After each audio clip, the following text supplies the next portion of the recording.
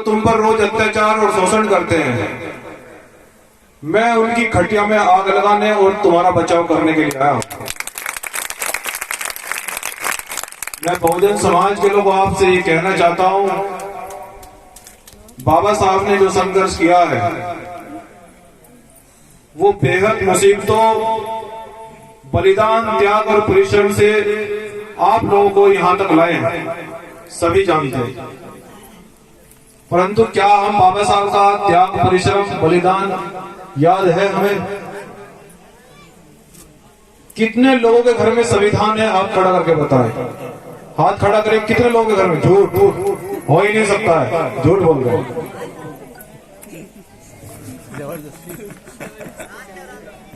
झूठ बोलने से कोई फायदा नहीं है। और आज भी देवी देवताओं के व्रत कौन कौन लोग रहते हैं? हाथ खड़ा करके बताएं। जो 9 दिन व्रत रहते हैं सब झूठ बोल रहे हैं। ये हंसने की बात नहीं है, ये हंसने की बात नहीं है, ये बाबा साहब को धोखा देने की बात है। बहुजन समाज के लोगों, जिस समय बाबा साहब आपके लिए संघर्ष कर रहे थे, मैं थोड़ा उस पर प्रकाश डालना चाहता हूं कि तुम्हारी आंखें खोले, तुम जान लो कि बाबा साहब क्या चाहते थे, गुरु रविदास जी क्या चाहते थे, महर्षि वाल्मीकि जी क्या चाहते थे। मैं आपको इसलिए बता रहा हूं कि आप लोग कहते हो कि भाई हमारे लिए संघर्ष करो, आप लोग कहते हो कि भाई हमारे अधिकारों की लड़ाई लड़ो। अधिकारों की लड़ाई लड़ने के लिए तैयार है, बिल्कुल, लेकिन क्या ये बहुजन समाज तैयार है? क्या ये युवा बाबा साहब के सपनों पर पूरा करने के लिए, क्या बाबा साहब के रास्तों पर आप चल रहे हैं? बाबा साहब की जो लास्ट की संतान थी, माता बहनों ध्यान से सुनो, जिसमें बाबा साहब आपके अधिकारों के लिए कोलंबिया यूनिवर्सिटी में इंग्लैंड पढ़ने के लिए गए, उस समय बाबा साहब का जो बेटा था वो बहुत बीमार था। ये सब जानते हैं कि बाबा साहब आर्थिक रूप से बहुत कमजोर थे, सब लोग जानते हैं कि बाबा साहब बहुत गरीब परिवार से आते थे, सब लोग जानते हैं ना। बाबा साहब की धर्मपत्नी ने उन्हें एक पत्र लिखा और कहा कि डॉक्टर अंबेडकर साहब, हमारा जो बेटा है वो बहुत बीमार है, आप वहां से वापस आ जाइए। बाबा साहब आपके लिए संघर्ष कर रहे थे, बाबा साहब कहां वापस आने वाले थे? तो कुछ दिन बाद उस बेटे की मृत्यु हो जाती है। बाबा साहब की धर्मपत्नी फिर उन्हें एक पत्र लिखती है और कहती है कि बाबा साहब, डॉक्टर अंबेडकर, हमारा जो बेटा था वो मृत्यु को प्राप्त हो चुका है, अब तो आप वापस आ जाइए। तो मैं आप माताओं बहनों से पूछना चाहता हूं, आप अगर कहीं रिश्तेदारी में चले जाएं और आपके साथ में कोई अनहोनी हो जाए, आप सीधे वापस आएंगे? नहीं आएंगे? घर आ जाएंगे ना। लेकिन बाबा साहब का हृदय देखिए, बाबा साहब को अपने बेटे का त्याग करते हुए बाबा साहब ने वहीं से एक पत्र लिखा और ये कहा अपनी धर्मपत्नी को कि तुम्हारा तो आज एक बेटा मरा है, लेकिन मेरे समाज के करोड़ों करोड़ों लोग ये धूप में मरते हैं, ये नदी में मरते हैं, नालों में मरते हैं, इनको गोली मार दी जाती है, इनको पीटा जाता है। मैं इनके लिए जीना चाहता हूं, मैं इसलिए यहाँ संघर्ष कर रहा हूं। आप लोग उसके अंतिम संस्कार की तैयारी करें। तो बहुजन समाज के लोगों, बाबा साहब वापस नहीं आए। बाबा साहब ने अपने बच्चे को अपने सामने मरते देखा है, अपने सामने बलि चढ़ते देखा है।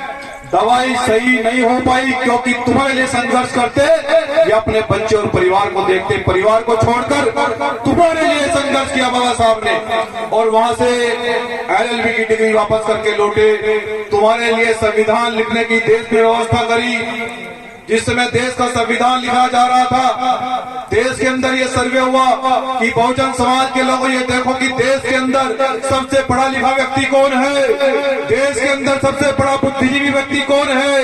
देश के अंदर सर्वे हुआ और ये देखा कि बहुजन समाज में ही जन्मा बाबा साहब डॉक्टर अम्बेडकर जी एक ऐसे व्यक्ति हैं जो संविधान को लिख सकते हैं। बाबा साहब को संविधान लिखने की जिम्मेदारी सौंपी गई और ये कहा कि डॉक्टर अंबेडकर, आप इस देश का दास्तूर, आप इस भारत का दास्तूर, इस भारत का नक्शा बनाने के लिए आपको जिम्मेदारी सौंपी गई है। और संविधान में सबको बराबर, समानता, भाईचारा और बंधुता का पैगाम देंगे। बाबा साहब ने आपको सब अधिकार दिए, आपको कपड़े पहनने का भी अधिकार दिया, शिक्षा पाने का भी अधिकार दिया, कलेक्टर और डीएम बनने का भी अधिकार दिया, सीएम और पीएम बनने का भी अधिकार दिया। लेकिन क्या हम बाबा साहब को समझ पाए? क्या हम बाबा साहब के रास्ते पर चल पाए? क्या हम बाबा साहब की प्रतिमा को अपने घर में पहुंचा पाए? क्या बाबा साहब के मिशन के लिए हमने काम किया? और जो आरक्षण जिस समय संविधान लिखा जा रहा था, उस समय बाबा साहब ने ये सोचा कि देश के अंदर सबसे बड़ी जनसंख्या में ये अनुसूचित जाति, जनजाति, पिछड़े, अल्पसंख्यक, आदिवासी, सबसे बड़ी संख्या में ये वर्ग रहता है। मैं चाहता हूं कि ये जिस प्रकार से ये पिछड़ा हुआ है, ये मजदूरी करता है और 15% लोगों के पास देश के अंदर पूंजी है, हम ये चाहते हैं कि इनको समान आने का मौका मिले। तो संविधान में आपको आरक्षण देने की बात बाबा साहब ने देश की सरकार के सामने रख दी। बाबा साहब ने कहा देश की सरकार के सामने कि मैं संविधान लिखने के लिए तैयार हूं, लेकिन मैं संविधान को तब लिखूंगा जब इन बहुजन समाज के लोगों को बराबर अधिकार मिले, इनको आरक्षण की व्यवस्था मिले। देश के सभी नेता नाराज हो गए।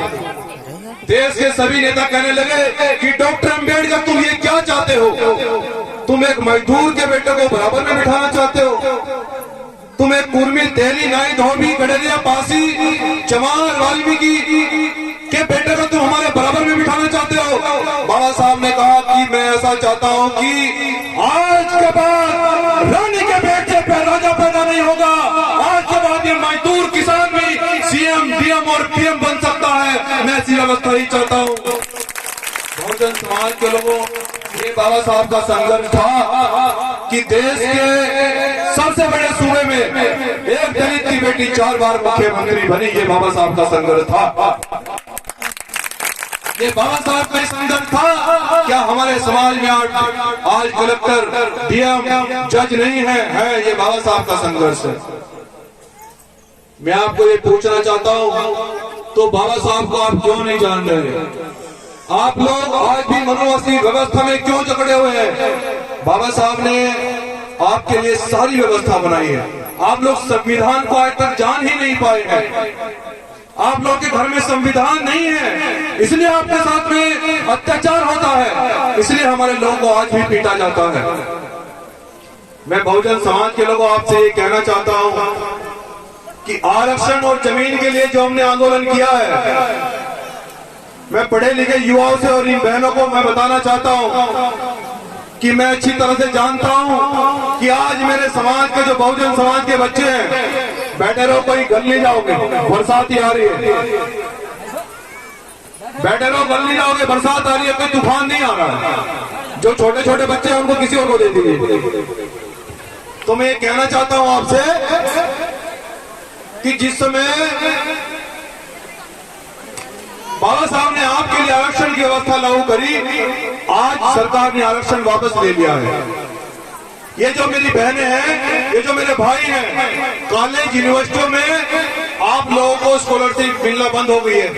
बंद हो गई, नहीं हो गई है? बहनों बताओ, भाई बताओ, स्कॉलरशिप अब भी मिल रही है ना? नहीं मिल रही ना? तो इसलिए आप लोग पढ़ नहीं पा रहे हैं। इसलिए आज हमारा बच्चा, बहुजन समाज का बच्चा और बेटियां, वो LLB, MBA, BTech, MBBS, PhD, nursing, doctorate, वो ये कोर्स नहीं कर पा रही है, और जबकि ये हमारा संवैधानिक अधिकार है। और बाबा साहब ने यह भी कहा संविधान में कि कोई देश के अंदर भूमि वंचित नहीं रहेगा। मतलब कोई व्यक्ति ऐसा नहीं रहेगा जिसके पास जमीन न हो। क्या आपके पास जमीन है? कितने लोगों के पास जमीन है? मुझे हाथ खड़ा करके बताओ। 2-4 लोग, एक बच्चे ने हाथ उठाया है। ये हमारा संवैधानिक अधिकार है बहुजन समाज के लोगों। आप लोगों के लिए आरक्षण और जमीन के लिए आंदोलन छिड़ चुका है। मैं आपको बताना चाहता हूं कि आप इस आंदोलन का गांव-गांव में प्रचार प्रसार करें। आप इस आंदोलन को गांव गांव तक पहुंचाएं कि भीम आर्मी आरक्षण और जमीन के लिए आंदोलन करना चाहती है। भीम आर्मी आरक्षण और जमीन तुम्हारी दिलाना चाहती है। जितने तुम्हारे पद खाली पड़े हैं, आज भी देश के अंदर तुम्हारे डीएम और कलेक्टर एसपी के पद खाली पड़े हैं। और ये जो जमीनें जो सारी सरकारी है, साहब काशीराम जी ने कहा था कि जो जमीन सरकारी है वो जमीन हमारी है। तो ये जमीन हमारी करके रहेंगे हम लोग। तैयारी करो। और मैं अब अत्याचार और शोषण पर बताना चाहता हूँ। जो लोग अभी हमारे भाई बता रहे थे, जो लोग संविधान बदलने की बात करते हैं ना, जो लोग संविधान बदलने की बात करते हैं, उन्हें बता देना कि भीम आर्मी के लोग होलिया बदल देंगे अगर संविधान बदलने की बात करोगे। 2 अप्रैल का ट्रेलर याद है? 2 अप्रैल का ट्रेलर याद है? हम संविधान भी पढ़ते हैं और तथागत गौतम बुद्ध को भी पढ़ते हैं और भगत सिंह को पढ़ते हैं। सभी संतों महापुरुषों को पढ़ते हैं जिनकी आइडियोलॉजी जहां कामयाब हो जाए, जहां उपयोग करनी पड़े, वहां कर देते हैं। हमने सरकार को कहा कि भाई संविधान को मत छेड़ो, आप SC/ST में बदलाव मत करो। नहीं माने तो भैया फिर हमने भगत सिंह बनना पड़ा और सड़कों पे आना पड़ा, आंदोलन करना पड़ा और सरकार को सबक सिखा दिया। लेकिन वो तब हो पाया तब आप लोग घर से निकले। वो तब हो पाया जब आप लोगों ने आवाज उठाई। जनता से बड़ा कुछ नहीं होता है देश के अंदर। जनता जनार्दन सबसे बड़ी चीज है। जनता सरकार गिरा भी सकती है, जनता सरकार बना भी सकती है। और ये तो वो बहुजन समाज है जिस बहुजन समाज ने देश के अंदर बड़े बड़े नेता तैयार किए हैं। लेकिन अब जो नेता धोखा देगा, जो हमारे अधिकारों पर कुठारघात करेगा, उस नेता का कुर्ता पजामा कोटी पर लटकाने का काम भीम आर्मी करेगी।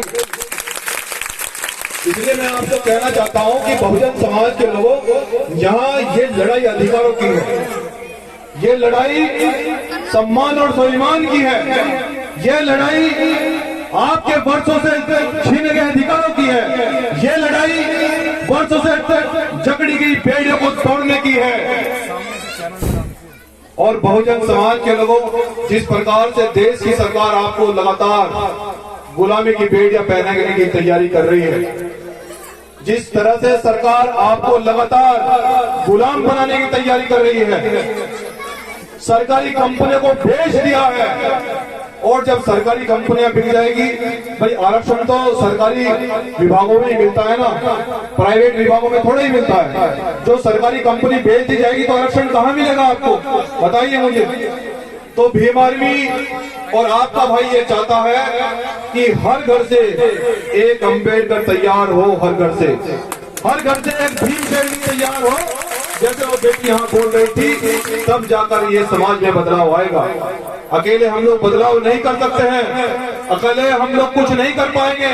ये बदलाव अगर आप चाहते हो कि बाबा साहब के मिशन को पूरा किया जाए, अगर आप ये चाहते हैं कि बाबा साहब का मिशन पूरा हो, उनका सपना पूरा हो, तो आपको घर से निकलकर साथ में संघर्ष करना पड़ेगा। आपको घर से निकलकर इस आरक्षण और आंदोलन में, आरक्षण में और जमीनों के आंदोलन में आपको घर से निकलकर दिल्ली की सड़कों तक आना पड़ेगा, जब जाकर आपके अधिकार मिलेंगे।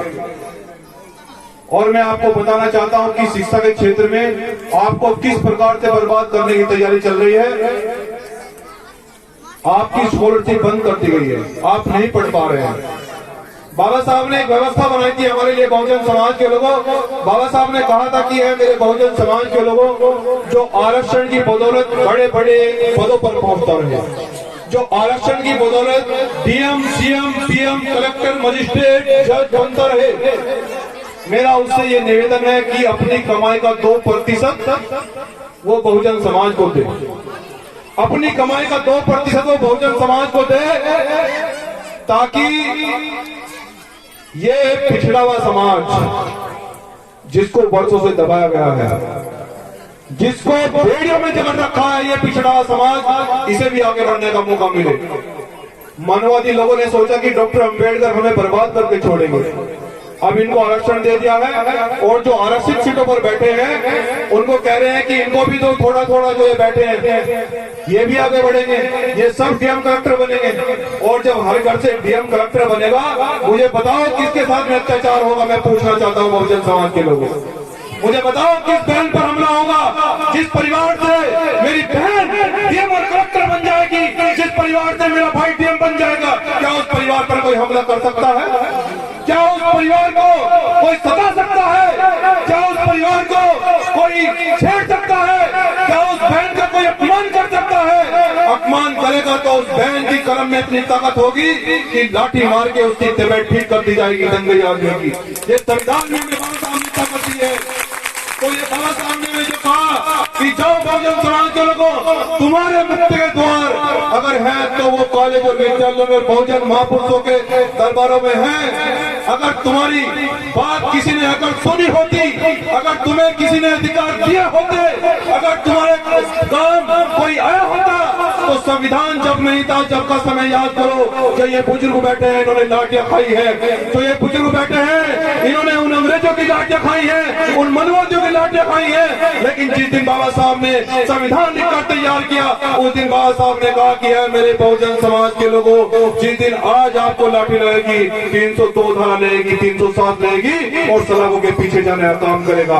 आज के बाद मेरे समाज के लोगों को क्या किसी भी बात को किसी का अपमान करने की इजाजत नहीं है, किसी का अपमान करने की इजाजत नहीं है, किसी को मारने का अधिकार नहीं है। क्या आज मेरे समाज को कोई हमला कर दे है किसी की हैसियत? मैं पूछना चाहता हूँ, आपका बेटा कोई मेरी बहनों को परेशान करे, कोई मेरी बहनों का अपमान करे, है किसी की हैसियत? चाहे वो सत्ताधारी नेता ही क्यों ना हो, लट मार कर ठीक कर देंगे। बाबा साहब ने हमें ये कहा है कि बहुजन समाज के लोगों, हमने तुम्हें संविधान में बुद्ध का रास्ता भी दिखाया है और युद्ध का रास्ता भी दिखाया है, मतलब शिक्षा का रास्ता भी है।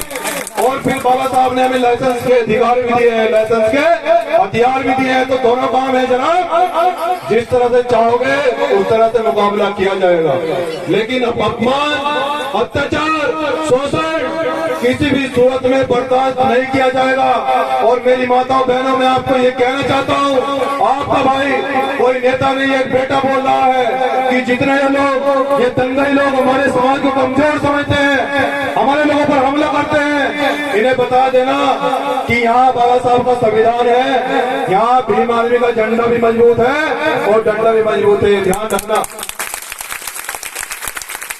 हम लोग बाबा साहब के संविधान को मानने वाले लोग हैं, लेकिन रास्ते दोनों है, बुद्ध का भी और युद्ध का भी, ये याद रहे। लेकिन अगर आप लोग अगर अपनी उन्नति के रास्ते चाहते हो, अगर आप लोग चाहते हो कि अब बहुजन समाज ही आगे बढ़े, तो मैं कहना चाहता हूँ कि घर घर से आपको अम्बेडकर तैयार करना होगा, घर घर से आपको अधिकारों के लिए लड़ना होगा। और जो आरक्षण और जमीन का आंदोलन है, इसको आपको गांव गांव तक पहुंचाना होगा। और जिस दिन आप लोगों को दिल्ली में बुलाया जाएगा, तो कोई भाई, कोई बहन, कोई बेटा, कोई बुजुर्ग, कोई घर ना रहे। हम दिखाएंगे कि आरक्षण और जमीन कैसे वापस नहीं होता है। हम बताएंगे इस सरकार को कि हमारे अधिकार कैसे वापस नहीं होते हैं। हम बताएंगे इस सरकार को 2 अप्रैल की तरह देश को बंद करके कि कैसे हमारे अधिकार वापस नहीं होते हैं। अपनी बात को ज्यादा लंबी नहीं करते, मैं बहुजन समाज के लोगों को कहना चाहता हूँ कि भीम आर्मी ने आपके लिए संकल्प लिया है। भीम आर्मी कोई राजनीतिक दल नहीं है, भीम आर्मी सामाजिक दल है। बस 1 मिनट में अपनी बात को अंतिम रूप दूंगा कि आप लोग भीम आर्मी से जुड़े और भीम आर्मी को गांव गांव तक पहुंचाओ, इसको मजबूत करें। और ये कहना चाहता हूं कि आहों से पत्थर पिघलेगा, इस धोखे में मत रहना। बहुजन समाज के लोगों, आहों से पत्थर पिघलेगा, इस धोखे में मत रहना। तुम्हें कोई अधिकार ला कर देगा, इस धोखे में मत रहना कि ये चांद, ये सितारे हमारे साथ में रहे, जब तक तुम्हारा हाथ हमारे हाथ में है और साथ से टूट कर गिर जाए वो पत्ते नहीं है। आंधियों से कह देना बहुजन समाज के लोगों कि वो पास में रहे, वो पास में रहे। जय भीम, जय भारत, जय संविधान, इंकलाब जिंदाबाद।